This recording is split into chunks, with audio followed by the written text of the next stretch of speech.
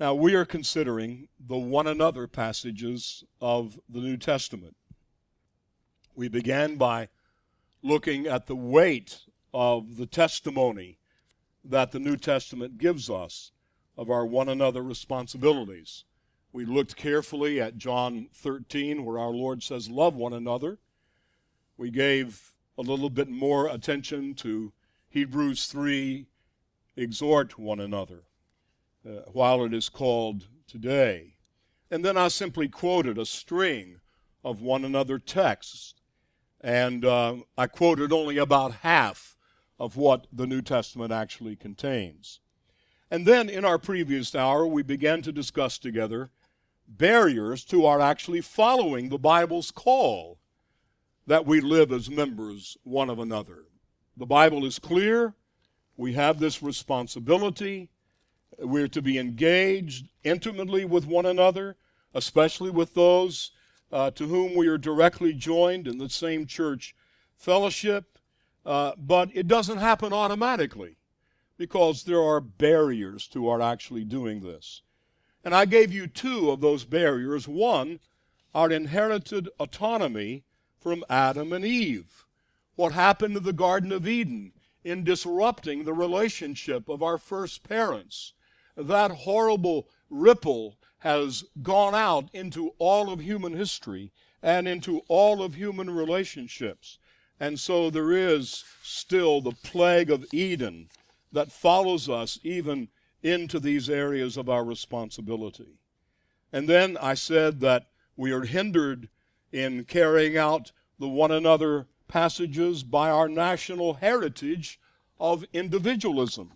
There are good and positive things about that individualism, but there is also a lot that is unhealthy and unproductive for Christian believers that come from the independent spirit that our national history gives us. Now, that's where we left off in the last hour, and so I want to come to a third particular hindrance to our carrying out this part of our responsibility as Christian believers. And that is what I'm going to call our present cultural push to privatization and isolation. Our present cultural push to privatization and isolation. My younger son has his mother's intellectual abilities, and he is an earned PhD in literature and is now a tenured professor at a leading university in the South. And when he was doing his PhD studies at Rutgers University, he studied under a man named Michael McKeon. And Michael McKeon's claim to fame in the Secular Academy is his book on the history of the novel. It's a book tracing the history of the novel.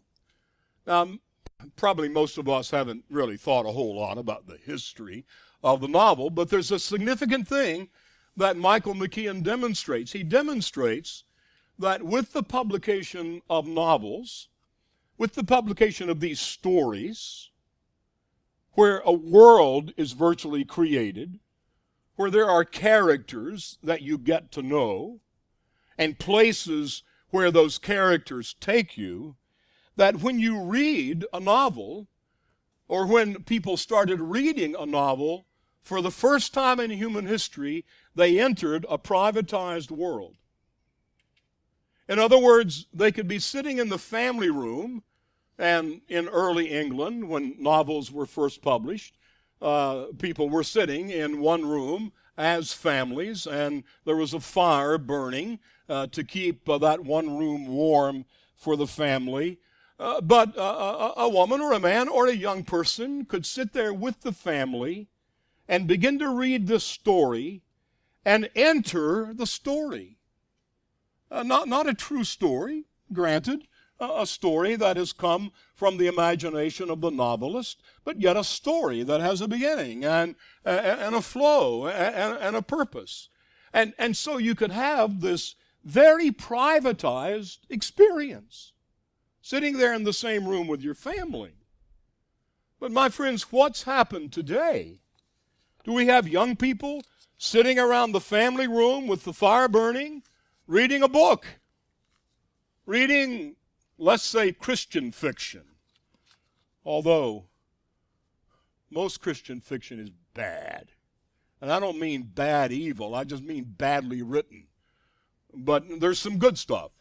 If you want to find out about good Christian fiction, email my wife. She can give you a list of really well-written Christian fiction. Anyway, that's free of charge.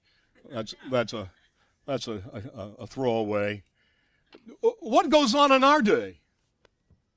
Do we sit in the family room reading our books? No. What more and more happens in our day is that young people go to their own rooms and they shut the door and they turn on their own smartphone and they're texting and they're sending images and they're carrying on conversations. No longer do people carry their bulky Sony Discman. Some of you don't even know what a Sony Discman is, do you? That was before your time. Well, it was this rather clumsy thing that you carried around as you walked around the track getting your exercise, maybe listening to a sermon or music. But now, you just carry this little thing in your hand. You see, genuine face-to-face, flesh-to-flesh relationships are slowly dying. Am I speaking to a family that no longer has time for the ministry of hospitality? Am I speaking to a family that finds yourself coming to a church service and briefly chatting with people after the service, but then hurrying away to re-enter your very privatized world? Oh, my friends, what's going on in our culture more and more is squeezing out any real practical opportunity for one anothering. That brings me to a fourth and a final barrier to our living out these passages. And that's what I'm going to call our pervasive, hectic affluence. Our pervasive, hectic affluence. What do I mean by affluence? I mean we have a lot of money. Most of us have a considerable amount of money. I wish you could go with me on one of my Africa trips and get off the airplane at Entebbe Airport and walk outside the airport and see the poverty. Just get in the taxi cab with me and start driving in toward Kampala and see the streets crammed with people. Crammed with people. Everywhere people, and many of them thinking about where they will get their next meal. We don't live that way. That's not the kind of world we live in. And maybe someone's even going to say, well, Pastor Randy, you can theorize about all this one another stuff, but you've had the privilege of being a pastor and you've had the privilege of being in the ministry. But let me tell you about how hectic my life is. Oh, my friends, has your life become more hectic and more dominated by your affluence than you realize? There are increasing numbers of people whose lives are dominated by the sports teams their kids play on.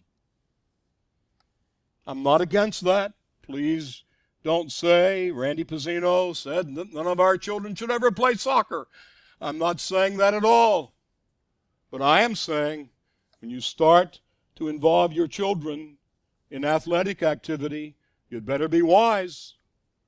You'd better exercise some control and wisdom over your family, because all of that rush, all of that hurry can swallow up days and nights. Our affluence, our hectic pace keeps us from connecting to one another in the church. And then, of course, When I say our affluence, our personal wealth can breed a pride. It can breed an independence that increases the temptation to look at people in the church with a secret disdain and begin to think to yourself, I don't need these people.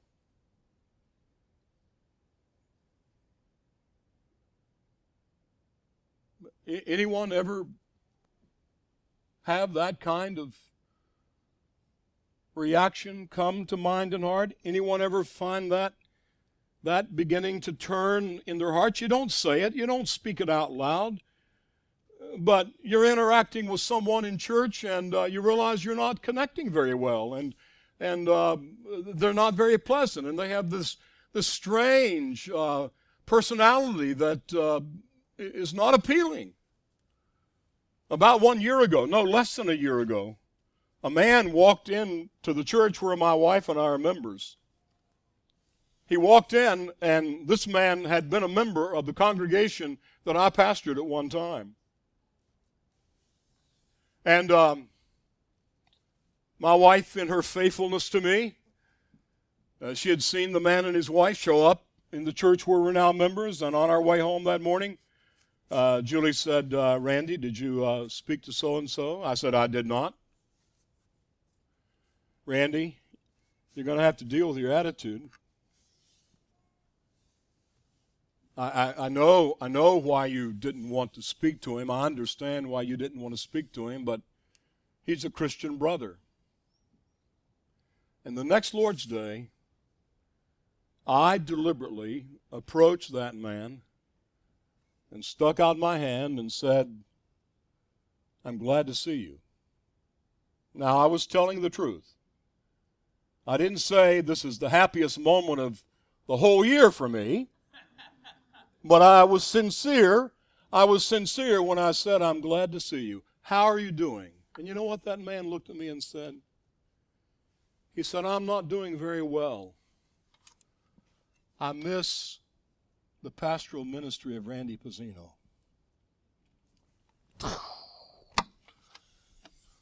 You can knock me over with a feather.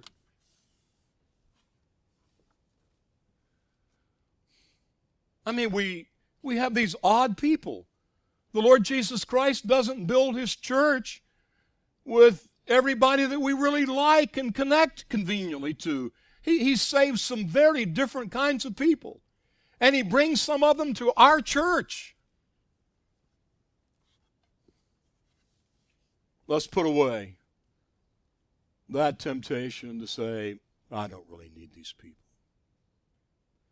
Well, my friends, we've talked about the dominant and overwhelming witness of Scripture that gives us the call to living as one another, brothers and sisters.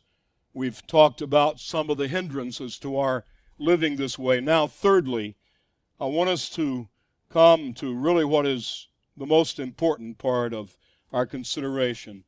Let's come to what I'm going to call the necessary spiritual ingredients to following the call to be members of one another.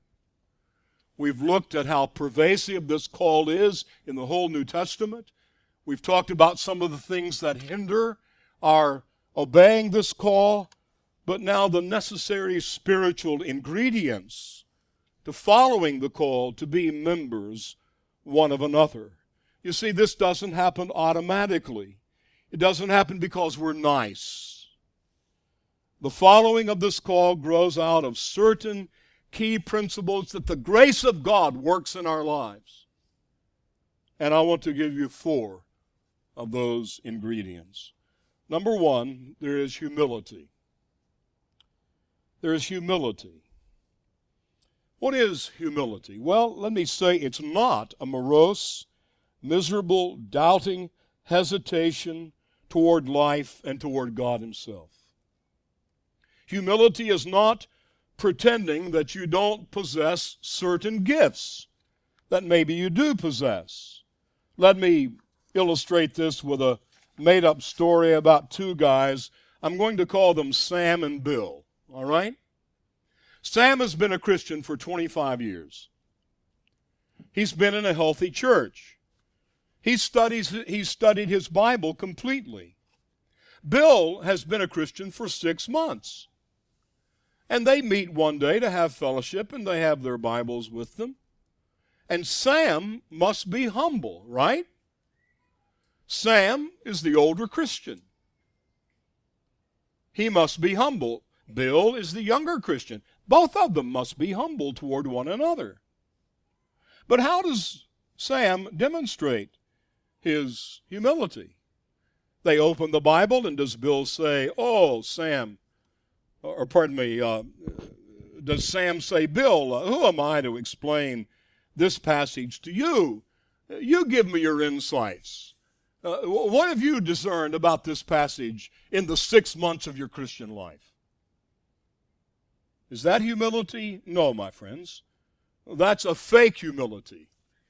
That's an acted humility. Humility is Sam recognizing that his superior knowledge of Scripture does not make him superior to Bill. Humility is not the older brother saying, "What is my knowledge?" No, his knowledge is a gift of the grace of God. He's been blessed in the life of the church. God has showered him with kindness and with provision. He has gifts. He has capacities to be a blessing to others. But humility is recognizing it's only by the grace of God that I have these things. Humility is a way of thinking about ourselves that keeps us in a low place before God and others. The apostle says to the Corinthians, "For who makes you differ from another? And what do you have that you have not received? Now, if you did indeed receive it, why do you glory as if you had not received it?" Humility is what is described by Paul in Philippians 2:13. "In lowliness of mind, let each esteem others better than themselves." Now again, we have to apply that thoughtfully. We're not saying that mature Christians have to ignore their maturity and put aside any consideration of how God has blessed them. But here is a way that every one of us must consider others better than ourselves. And that is, we know what's going on in our hearts. And we don't know what's going on in the hearts of others. The things that happen in our secret places that we never tell anyone but the Lord. There's certain things, my friends, we don't speak to anyone about them but the Lord Himself. He knows. There's nothing hidden from Him. Imagine for a moment that there was a mysterious scribe that has read all of your thoughts for the last 2 weeks. All right? Every one of them. In exact detail, in exact order. And suddenly this morning on the walls of this room, this hand begins to write. And in detail, specific detail, all the thoughts of your mind for the last 2 weeks are transcribed on these walls. And the rest of us start to read them. Anyone want to volunteer? Not me. Not me. I don't want everyone in this room to know all the thoughts of my mind over the last 2 weeks. I want only the Lord to know about some of those. I want to be dealt with only by His grace about some of those things. Let me say this another way. Let me say it another way. The opposite of humility, pride, will ruin any genuine pursuit of our one anothering in the life of the church. There's a chapter in C.S. Lewis's book, Mere Christianity, And I commend that book to you. I don't commend every book that C.S. Lewis has written, but I certainly do commend Mere Christianity. And there's a chapter in Mere Christianity titled The Great Sin. And the great sin is pride. That's what Lewis is talking about. And he says this. He says, no man is proud of being wealthy. He's only proud of being more wealthy than someone else. No man is proud of being intelligent. He's only proud of being more intelligent than his neighbor. No woman is proud of being beautiful. She's only proud of being more beautiful than another woman. You see, the absence of humility, pride, will lead us to look at others in the church and say in our hearts, I don't need these people. I can live my life quite well without them. That's one basic ingredient to living the one another passages. Genuine gospel humility. But then secondly, I'm persuaded that living out the one another passages requires transparency. Now please think carefully with me, because I want to define what I mean by transparency, and then I want to explain carefully the way that I believe we should think biblically about this quality. To give you a plain dictionary definition, transparency is frank. It's to be frank, guileless, easily detected, readily understood. Who's the transparent person? The transparent person is the person, when you get to know him or her, you say, hey, I've got the real him. I've got the real her. If God has given you transparency, when you walk away from a conversation, people are not always scratching their heads, thinking, what was she really thinking? What was really on his mind? Transparency is that quality that leads other people to say, that man is an open book. There's no pretense. Talk to that woman and you see what you get. There's no hidden agenda. Now, there's a classic biblical text that I believe calls us to transparency. It may not be familiar to everyone, but I want you to turn, please, to 2 Corinthians chapter 6. 2 Corinthians chapter 6. And look, please, with me at verses 11, 12, and 13. Now, this is in the midst of Paul in agony, trying to connect with his Corinthian brothers and sisters. He doesn't have the relationship with them that he wants to have. And in the midst of that pastoral agony, he says in verse 11, we have spoken freely to you, Corinthians. Our heart is wide open. You are not restricted by us, but you're restricted in your own affections. In return, I speak as to children, widen your hearts also. Now, Paul is passionate here. Literally, oh, Corinthians. It's very unusual for Paul to address a church with its name. That only happens a couple of more times in the Pauline epistles. Oh, Corinthians. He speaks directly to them. And then his claim is made with two perfect tense verbs in verse 11. Look at verse 11. We have spoken freely to you, Corinthians. Our heart is wide open. Now, what is the point of a perfect tense? Well, here it is. A perfect tense is something that's happened in the past with continuing action.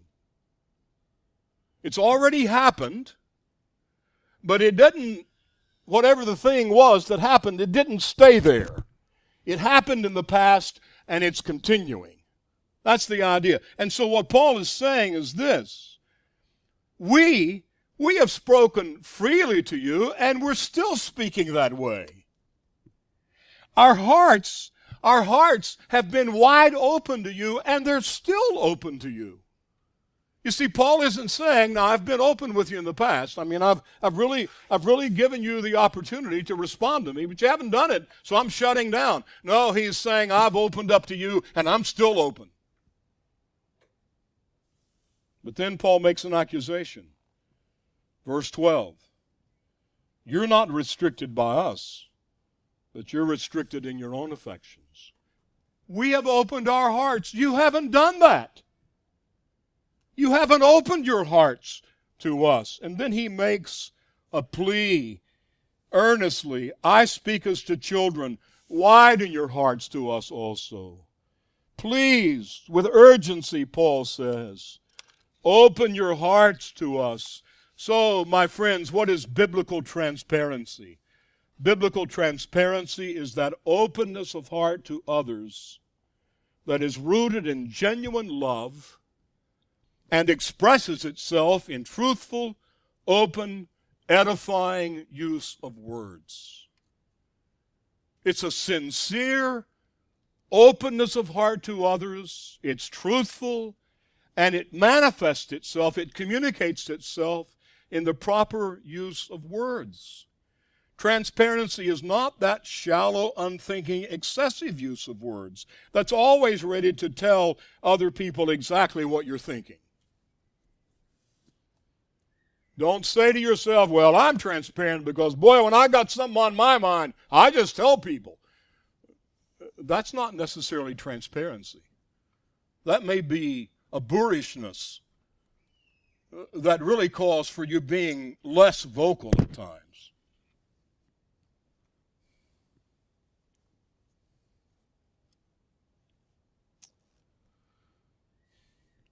Transparency says, my friend.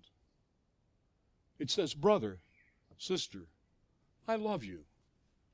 I've missed seeing you at prayer meeting. You know, I used to be so grateful when I heard your voice, in the prayer meeting, and you haven't been to prayer meeting for a month, and I've missed hearing you pray. What's wrong? Can we talk about some struggle that you might be having? But there's one more question I want to ask about transparency. And that is this our duty? Is there a basis, is there good biblical reason for saying that Christians ought to cultivate and manifest a transparency? Is it a sin of omission not to be transparent in our relationships in the church? I mean, there are personality differences, right? It's no problem for me to tell people exactly what I'm thinking. I've been doing it my whole life. Some of you aren't put together the way others of us are put together. Thank God everybody's not put together the way some of us are put together. Right? And so we have these differences of personality. So can we say that transparency is a Christian responsibility? And I believe the answer is yes. And I want to tell you why. Number one, some of the one another texts demand transparency. If we're going to encourage one another, if we're going to pray for one another, if we're going to follow the one another passage of James 5:16, confess your trespasses to one another. How do you do that without transparency? So the weight of these biblical texts call us to transparency. Secondly, I believe this is our responsibility because the transparent man of 2 Corinthians 6:11-13 meets us on the pages of the New Testament as the model redeemed sinner for other believers. I believe I can demonstrate, particularly from the book of Philippians, particularly from the second half of Philippians chapter 3, I believe I can demonstrate that God has designed His work of grace in the life of this man Paul to say, here is a model that other Christians can follow. And oh, there's a transparency with Paul. But I have a third reason for saying that we're called to transparency. Not only other one another texts, not only the model and example of the Apostle Paul, but my friends, the model of God. The model of our God Himself. Ephesians 5:1 says, be followers, that is mimics. The Greek word is mimetai. Be mimics of God as dear children. Brothers and sisters, has God opened His heart to us? Has God come to us and said, this is who I am. This is what I want to do in you. This is my purpose. This is my desire for you. This is what pleases me. Has God been open to us? Has He opened His heart to us? He certainly has opened His heart to us. I'm going to skip almost a whole page of my notes. I'm going to tell you briefly what's on the almost one page, okay? If I was going to follow exactly my notes, I would ask all the wives in this room to raise your hand if you really know what your husband's thinking and feeling. And then I'd ask all the husbands to raise their hands if they really know what their wives are thinking and feeling. And if I did that, probably what we would discover from the number of hands that would be raised or not raised is that women, wives, usually are more transparent with their husbands than husbands are with their wives. Now maybe you say, hey, we're different. Okay, you're different. You're an exception. But it's been my experience pastorally that usually wives are telling their husbands how they feel, what their troubles and aches and pains are. And husbands tend to clam up. They come home from work and the wife says, how was your day, dear? It's fine. What did you do? Work. Anything happened today at work? No.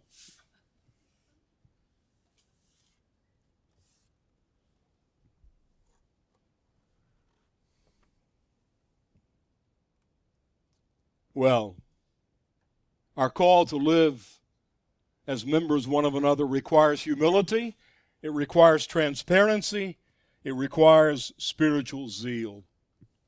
Spiritual zeal for ourselves, spiritual zeal for others, and lastly, and I hurry to the fourth and final thing, living as members one of another, along with humility, transparency, focused spiritual zeal. Humility requires faith in the power of the gospel. Forgive me. Living as one another, living these one another passages, carrying out this part of God's revealed will for us, requires faith in the power of the gospel. Why do I say that? Well, living as members one of another very quickly gets messy. It's messy business. And one of the draws of isolation from other people is that you can avoid their messiness and you can keep from revealing your own messiness. But when we get up close to one another, when we get close and personal, the prospect and the process can be most unattractive. So what do? We either pull away or we believe the gospel for ourselves and others. I want to close. I want to close with something that happened to me a number of years ago with a professional psychologist. His first name is Dana. I met him probably, 35 years ago. He was the leading family counselor in Roanoke, Virginia. And some providences brought us together, and then one afternoon, several years after that, I was invited to speak at the local Kiwanis Club, downtown Roanoke. I'd never spoken at the Kiwanis Club before. It was a new experience for me, but I enjoyed that opportunity. And into the Kiwanis meeting came this professional psychologist, Dana. And he remembered me, and I remembered him. When I saw him, I nodded to him, and he nodded back. We remembered each other. Well, much more recently, this man showed up at my gym. I'm a member of a Gold's Gym about a mile from my house. It's where I go to work out. And Dana, the psychologist, came to the gym one morning. And I said, "Hey, Dana, I haven't seen you for a long time. How's your practice going?" And he said, "Oh, I've shut down my practice." He said, I closed my office. I don't do family counseling anymore. He said, "I'm now doing a lot of consulting with businesses and corporations." And I said, "Really? What do you do?" And he said, "Well, I get called to go into a factory or go into an office, a big business operation, and I get to talk to the people, and I get to tell them how to get along." He said, broken relationships ruin a lot of businesses. And he said, people don't know how to get along with one another. And so I teach them how to get along. And I said, "Well, that's very interesting." Well, one morning, I went to Dana and I said, "Hey, Dana, in these seminars that you're doing in offices and factories, what are the three main problems in broken relationships?" He said, "That's a good question. Let me think about that." And in a few minutes, he came back to me and he gave me a reason. It's this. And then a few minutes later, he came back and gave me number 2. And he kept on until he gave me number 3. And I was so taken with what Dana said to me, I left my exercise machine and went to the front desk and got a piece of paper and pen and wrote down his 3 reasons. I was really more than a little interested. And I want to give you the 3 answers that Dana, the psychologist, gave me that day we were working out of the gym. And I'm going to give them to you in reverse order. He said, number 1 is the stories we make up about one another. The stories we make up about one another. He said, when you meet a person, wherever it is, you start making up a story about that person. You start forming opinions. And he said, if you come to the place in the relationship where you have to change the story, and you're so proud of the first story you told yourself that you're not willing to change your story, the relationship probably ends. He said, number 2 is what I call the scarcity mentality. And he used an illustration. He said, when you were a kid and your mother made a pan of brownies, and she put the pan on the table, there was only so many brownies, right? And your brothers and sisters, they liked brownies as much as you did. And so there was a little bit of a struggle about who was going to get the most brownies. He said, do you remember that? Oh, I said, I sure do remember that as a kid. Yes, I have vivid memories of that. He said, well, the scarcity mentality. He said, in an organization, there's only so much power. There's only so much influence. And everybody wants some of it. And some people want more. But there's a limitation of power. There's a limitation of influence. And so there's conflict over the quantity of the thing. But then he said this. He said the other thing that breaks relationships is a panic over disagreement. And he said in factories and in offices, someone has a disagreement with a person and they say to themselves, there's no point in pursuing this. I'm just going to walk away from this relationship. I just won't talk to that person. He said people do not know how to resolve their differences. They don't know how to talk to one another and how to compare notes and how to communicate and how to settle their differences. Now, I know I've been giving you, somebody may say, boy, Pastor Randy, you started with the Bible and you've ended up with psychology. But please, my friends, there is a crucial biblical point to what I want to make. And that is, we don't have to have panic over disagreement. We can identify our disagreements. We can even begin to communicate about the differences we have. And we have a solution. It's the gospel. And if we believe, my friends, if we really believe that this glorious message about Jesus Christ coming into the world and giving his life in the place of sinners, if we really believe that that can bridge the gap between our sinful souls and a holy God, if Jesus Christ has done enough to reconcile us to God, surely he's done enough to reconcile us to one another.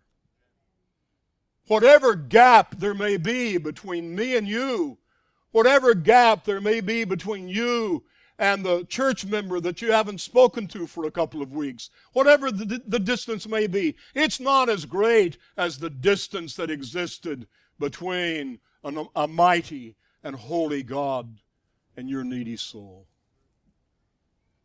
And Jesus brought you together. And Jesus can bring us more and more together.